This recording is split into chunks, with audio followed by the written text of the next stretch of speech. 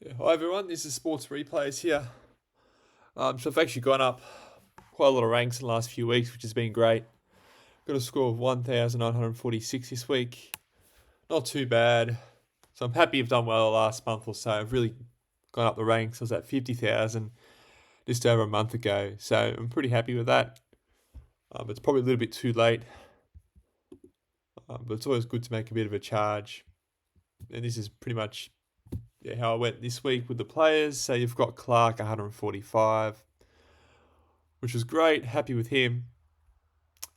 Millawilla, I can't Messiah, can't pronounce his name. 117, happy with that. Connor Rosie, 150, that's outstanding. He's bounced back a little bit. Got him as a defender now, which is great. Sinclair 89, a little disappointing. Then Matt Roberts, probably the most disappointing player on my side this week, or one of, probably the second most disappointing player. So Roberts 62, he has to go this round. I'm going to trade him most likely this week. And then we've got Oscar McDonald, traded him in just for a bit of cash gen since he's been on the bubble for a while, but I'm not too sure if he's going to get selected with a score like that. Obviously, Holmes and Clark didn't play. So wrong 84, happy with that. I mean, not happy with that, my bad. He's done all right in the last couple of weeks, but this week was a bit poor. So look, hopefully it's just a one-off. We'll have to wait and see with Freo who they've got this week coming up. Sydney, interesting. I mean, it could be worse, but yeah, it's probably average. And then you've got Butters, 123, which is all right. Although you were hoping a little bit more since they won. I guess smashed Carlton, but I guess it was a good team effort from Port. Dacos, 131 as captain. I mean, I'll take that. Anything over 130 with the captain, I'll just take. Then Sheasel, 60. Yeah, he's definitely the most disappointing player this round. There's just note about that. That might even be his lowest score of the year, or one of, be up there with his lowest. So, yeah, North Melbourne is terrible all around. Really disappointing from North Melbourne. You expect at least make a bit of a contest. You go and beat Carlton. You draw with Brisbane, but then you dish up that shit. Against Hawthorn. I mean, I was expecting Hawthorn to win by, but not that much. I think North Melbourne, should be over this, these pumpings, at least keep it the margin within like 40, 50 points at the very least. Hawthorn aren't that good. So, look, yeah, disappointing with North Melbourne and Sheasel. And then you had Hall, 78. So, he's actually started to play a few games now, which is good. I'm actually happy about that. I thought it's a bit late. I wish this happened during the season. Would have put me in a better spot. But they finally play him, and he does well. They're looking pretty good, West Coast. They were probably the better team for half that game, and they just, fell away in the end. But to keep it up with the top team, bottom of the ladder, it was much closer than I was expecting. I thought this would be the blowout, and I thought the 30-point loss be more for the Hawks and North Melbourne game, but it wasn't to be. And then McCarthy, what a steal this is. I've never seen anything really like this. Average 117 with a price of 99,000. That's just outstanding. You don't really see that often. Absolute gem. We'll see how it goes next week. GWS. But that's something you don't see too often. And then you've got the Rucks, 111 from Sherry. Still down the last couple of weeks, Sherry. And then you've got the Conning 85. It was a bit disappointing. I'm not too sure if he's going to be interested in playing for the rest of the season if he's going to go to St Kilda by the looks of it. So, should I miss with the Conning? He's done all right the last previous weeks other than this week, but yeah, Smith didn't play. McRae 91, maybe a little disappointing for McKay. He's died off a little bit. Had a good start to the season, but he's just dropped off the last month or so. And Daniel 96, which is average, it was okay considering he got belted. And then you got Wayner 96 around his season average. And same with Rankin 99, not too bad. And then Erasmus 97, pull that out of nowhere. And he's actually done all right the last month, Erasmus. So another player who was on the bubble from Freo, gets selected.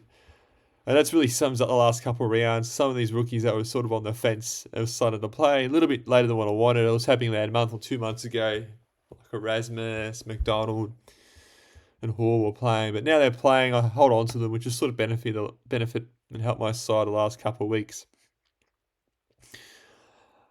And then Madden didn't play, and he did all right the other week. So what I want to do this week, I think Roberts has to go.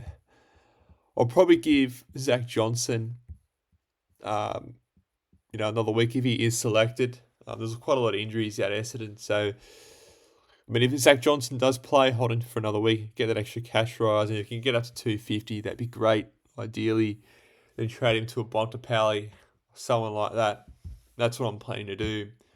Either way, I'm going to have to do an upgrade. And then Archer May, if he gets selected, trade him for Pedler. I'm going to have a truckload of cash. Trade out Roberts. Bring in Ash. That brings up 444k. Then next week, I'll bring in maybe for Zach Johnson. Get rid of him. Then bring in ideally a Bont. I could even do that. No, I'll do it next week. Ideally, don't want to maybe I can do Johnson this week because ideally I don't have a complete rookie on the field. I'm going to lose cash with that, so I'll just make the most of it. I might need that extra cash too with an injury or doing that. Don't know what I'm going to do with the flex here, so I'll get to that in a minute. At least we've got 2 rookies here playing potentially. And Ashcroft back in. Check out Jack Johnson. Take out Clay Hoare. Yeah, so technically I've actually got 2 rookies on, which actually no, I'm just McCarthy. That's fine then. Yeah, then Jack Johnson. Then don't think McCarthy's gonna last that too long. And then you've got Martin, obviously bring him in. Erasmus, Freo have that last game there, don't they? Of course. So it's Sunday afternoon though. It's a bit odd. 3:15. Okay. Still stuck with these Thursday night games, which is a pain. The Supercoach. So we'll have who plays first. Yeah, Essendon. So I have that there. And then we've got when the West Coast play. Yes, we have Hall there. Boy, there's nothing I can really do about that. And then, I guess have May there because he plays earlier. And this is probably where the now I have 3 trades left from here. Now, what I could potentially do is get an upgrade in next week. Bring in, what's his name, Bontempelli. Now, whatever money I have after that, which will be barely any. Yeah, I won't have anything really for the flex to do an upgrade here for the rucks. I'm sort of stuck with that, unfortunately. There's nothing I can really do about that. Ideally, once if I do bring Bont in or a premium play here, I can have maybe McCarthy as a flex option here. But that's probably not going to work out for me. I was going to have to figure it out. But it's pretty much mostly my final side other than probably one player. So a little disappointing. I was hoping to have a bit better side with some of these lower ranked rookies. Lower ranked primos, I guess. And leaving the rookies a bit later in my side than what I wanted to. But, at least they got playing towards the end of the bye rounds, I guess. But it's a bit late. And a few of the injuries sort of killed me a little bit. But hey, I guess the main disappointment this season was not picking Bailey Smith when I had the chance to instead of picking DeConning. That trade sort of screwed me over the whole season. Really. That was probably the worst thing I did in terms of trading. Or maybe Huswade as well. But DeConning, that was just silly. I could use that trade to get Smith in and fix up. And then, I would have been better off for those earlier rounds at least. But you live and learn these things. and then falling in for traps. It was mainly the starting team. So the trades that are brought in, and actually most of them the last month or so have actually been all right. So yeah, look, overall, a lot better than it was a couple months ago. I guess it's better late than never. But it's like, it's sort of like being down by like 10 goals at halftime and, making a bit of a comeback in the third and still being 7 goals down. But that's how I really feel about Supercoach this season. I mean, if I can get in the top 20,000 from here, top 15,000 would be great, but I don't think I will. Nonetheless, popular players that get injured like Max Gorn or someone like that. And some of the other players like Whitfield and all that get injured. I think he had got a cuss the other week. So I guess popular players that I don't have get injured. That's probably the only way I'm going to really come back